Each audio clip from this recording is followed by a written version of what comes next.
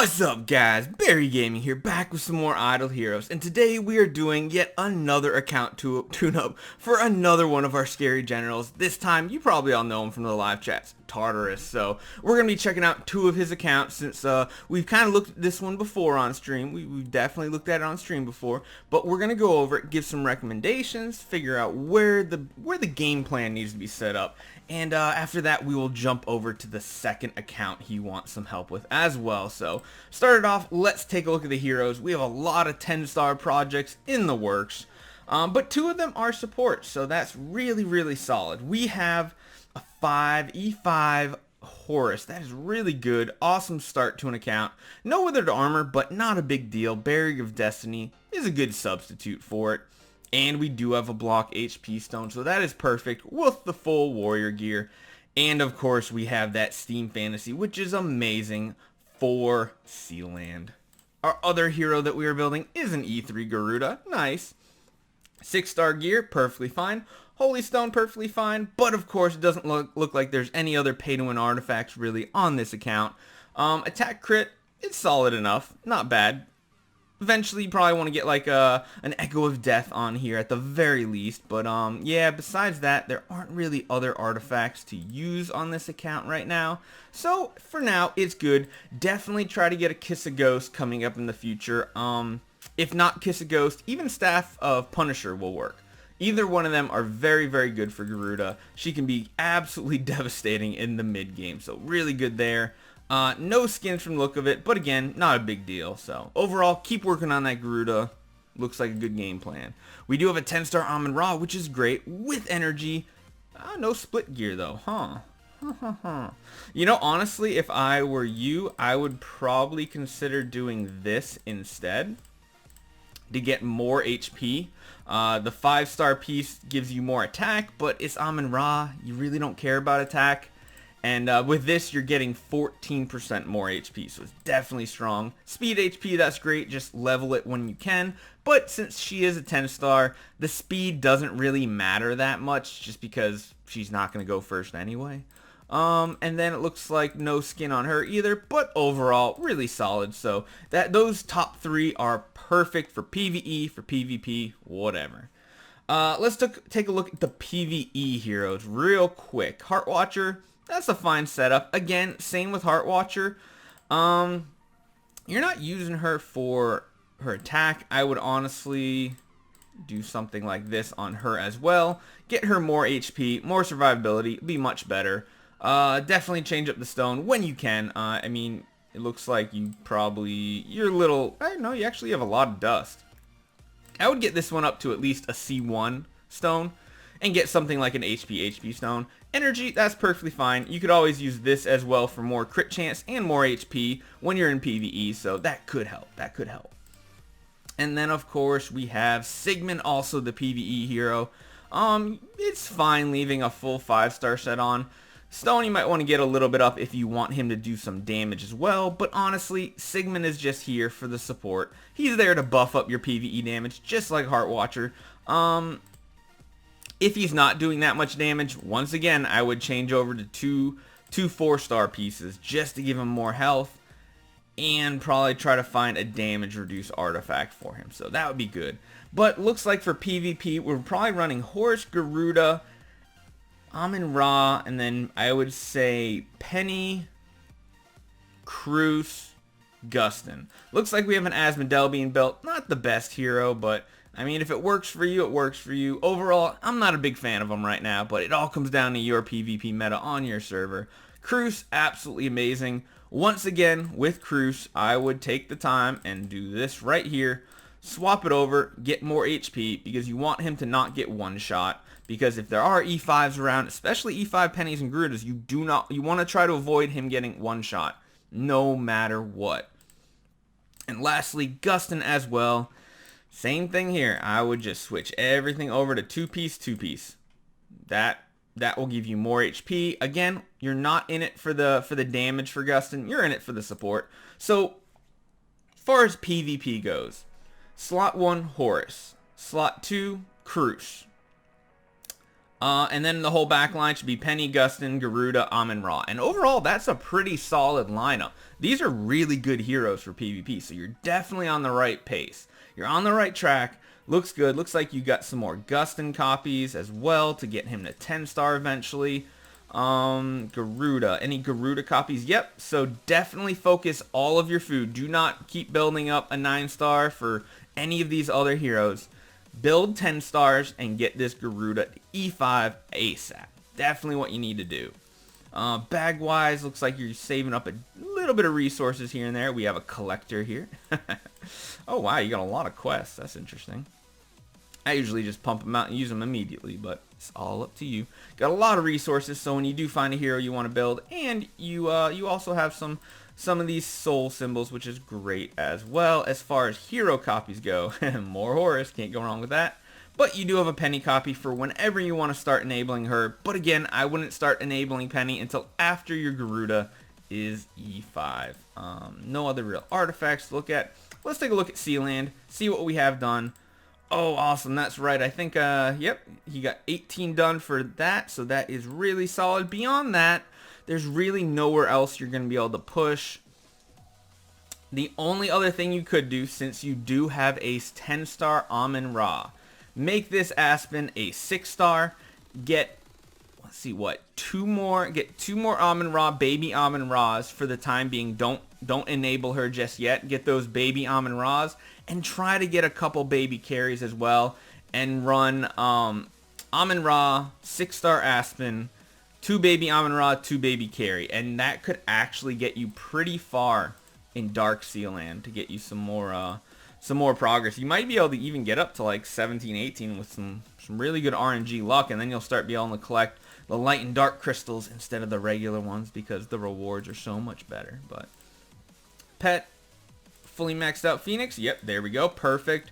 Looking like the deer for PvP next. Working on that one. You got the right game plan going so far. So overall, this is looking pretty solid. I think so. I don't know how far you are on here. What's your name on this one? It's the Tartarus one. Oop, didn't mean to click that. Wanted to come in. Oh, didn't want to click that. Let's see how far Tartarus has gotten here. Where are you, Tartarus? Have you gotten to death yet? I don't know. I don't know. Doesn't look like it. No, probably not. So it is tough with a Horus to get to Death Sealand. It takes a lot of RNG, and then Garuda is there for those healer nodes that Horus cannot beat.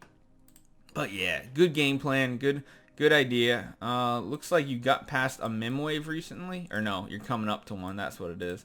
This is really hard to get past. It honestly just comes down to some really good RNG and the perfect hero lineup. But overall, this is really great. I would say the next task is start making some food 10-star heroes, feed them off to Garuda, get her to E5, especially since you already have one copy of her right there. Feathers, you have 261, so that's really good probably for buying some Amun-Ra or potentially carries down the line. You could buy one copy of Garuda, but Garuda seems pretty easy to get right now overall. You can do branch swaps for it, things like that. Light heroes, nothing really in the works besides that Asmodel. Same with Dark, but Dark, make that 6-star Aspen, and even if you don't want an Aspen, you can use it as food later on to enable or to get somebody else to higher levels. So overall, very solid on this account. Let's jump over to the other one and see what that one has going on. Okay, we are over here on Tartarus's other account. Let's check out the heroes. Ooh, looks like we got that nice border too, so that's really good, really good. Oh, we're going for the double penny over here. And the mim, I totally forgot he had the mim on this one, so it's a really interesting account. Probably does decently, that is, unless there's a lot of Garudas on his server. Looks like he's the #1 killer right here with that mim. That mim probably does so much. There are some Garudas, but we do have the pennies to kind of counter those Garudas. Ooh, wow, there's some more powerful teams up here. There's some powerful teams on this server, but they're all his guildmates, so really it's just this one that he has to worry about fighting. But overall, very good. Mim can be surprisingly strong early game because so many people have to use 5-star heroes and lower in their, or lower starred heroes, that they die very easily, and then Mim just goes off. with that whenever a hero dies. You've seen what we've been doing with the Mim Cheese. We're going to finish the Mim Cheese on our account this weekend, but really, really good. Overall, we got the Mage Gear, we got Kiss a Ghost, and an Attack Stone. All really great for Mim. That's perfect for some cheese, and it looks like we have a legendary skin form as well. Awesome, awesome. That one's really good. The attack and damage reduce. The other one is decent, holy damage and attack. I kind of like the damage reduced better though. That's just me. That's just me. But overall, Mim's really good. Again, Mim, just in case everybody doesn't know, Mim is strictly a PvP hero. He does not do good in PvE really at all. Doesn't do well in Sealand either. But it looks like we are progressing with pennies on this account. So we got the 3-piece 6-star with the 1 weapon. We have the crit, and Punisher staff. Absolutely awesome. Legendary skin. Love it, love it. The other one, we have a skin as well. Not legendary, but still very strong. And we have, again, 3-piece, 1-piece. A little bit different. We do have a warrior, anti-warrior, which is really good for Sealand. And crit. Not too bad. Looks like you do have some resources, so would probably be worthwhile upgrading this. Try to get a crit attack stone. At least a C6 on this one. Overall, very solid though. The double pennies are going to do really well for Sealand. Looks like he's got the second Valentino as well. Before we keep going, I just want to check Fortress Sealand in here. Okay, we're up to 18. Nice. I think we actually might have done that on one of our live streams. I forget. Let me know in the comments, Tartarus, if we did that on the live streams. I forget. But overall, really good support core. We have a Heart Watcher. Once again, I would definitely drop her gear down so she gets more HP. Wow, an Orb of Annihilation. That's crazy. Cruise, I mean, that's fine. You're lowering, well, you get 5% HP from that. Honestly, running the 2-piece Priest is not that great. I would honestly run 2-piece of this instead because, again, Cruz is not doing damage. You want that 12% more HP. I would definitely do that for Cruz, but I'll let you take care of that if you want to. Emily can be really good on a team like this for both Mim PvP and for Sealand in Fortress. So this is a really, really good setup. I love it. This is perfect. Perfect. I would not feed off this Emily for a long time. Get Sealand 20, and then even after Sealand 20, you can technically still use her in PvP with Mim because this right here, while below 50% HP, increases all allies 29% attack and reduces all enemies armor by 29. Plus her active reduces their precision and increases your team's speed and attack. So that all helps Mim. Emily's are the perfect combination with Mim. The perfect Mim cheese is 2 Mims and 4 9-star Emily's. Absolutely amazing. So working good there. Working on an Ada. That's not too bad. Not too bad right there. Got another Orb of Annihilation. Wow, got really good artifacts on this one. Got a Belrain you can work up eventually. You got that 6-star to get your Ada up to 10-star. Do you have copies in the bag though? Not much in the bag, so that's going to take a little bit of time, but you have enough for 1 copy at the least. So I would save up all your feathers pretty much for Ada copies at this point. Saving up some profit orbs for Easter. That looks good. Overall, really, really solid, but definitely keep getting this penny up. Your next goal on this account should be 7-starring this Valentino right here so that you have the really good stun. Actually, you could probably just get away with 2 5-star Valentinos for right now and running Bleaker as well, because Bleaker does have abilities that help stun. So his basic deals damage against 4 enemies, has a 30% chance to stun them. That's pretty solid. And then his other one here, when a hero dies, or when he dies, sorry, he has a 28% chance to stun backline enemies, so that can stun the backline priest. Really good overall. And then each basic attack has a chance to stun as well. So Bleaker is a nice substitute for Valentino. Honestly, what if I were you, I would start leveling up this next Emily, get her as high as you can, and run Penny. Put a probably put Emily front. No, I'd put. Okay, here's what we do: Bleaker slot 1, 10-star Emily slot 2. Slot 3, I would run another Emily. Slot 4, I would put a 7-star Valentino. The reason is the overload and everything gets much stronger at 7-star, so it's really, really solid. And then, of course, the 2 pennies. I would put the E5 in slot 5 and then the E1 in slot 6, just so that this one can tank 1 or 2 hits and maybe keep the E1 alive a little bit longer for another round of burst. But overall, this is turning out to be a really awesome Sealand account. Get those pennies. Keep leveling that penny, too.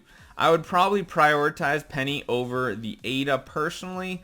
As far as food goes, looks like you might be a ways off from your next 9-star food. Saving Garuda copies as well, that's good, but overall very solid. Sealand Dark probably isn't going to happen. There's no Almond Raw copies, although you do have 2 carries, which is good. But Mim just is not great in Sealand. Got up to 11, that's not too bad. It's not too bad, but overall very solid progress on this count.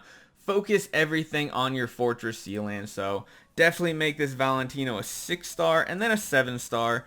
I know it's kind of a waste because then you let's put it this way.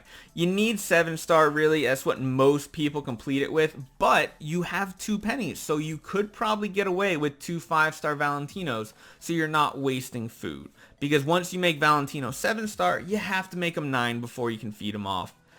It's a longer road at that point. Plus, you have to get the Valentino copies, which aren't the easiest to get. So, definitely focus on the Sealand. You got the Mim in the meantime to help feed or help carry you in PvP. So, hopefully this was helpful, Tartarus. Very good accounts, 2 awesome accounts. Once again, thank you so much for becoming a Skerei General in our Skerei Army. So, thank you so much. You'll see a couple more of these coming because we got even more Skerei Generals this week. I'm trying to keep up with these account tune-ups, but hope you guys enjoyed this one. Hopefully you learned something from this as well, and I'll see you guys next time.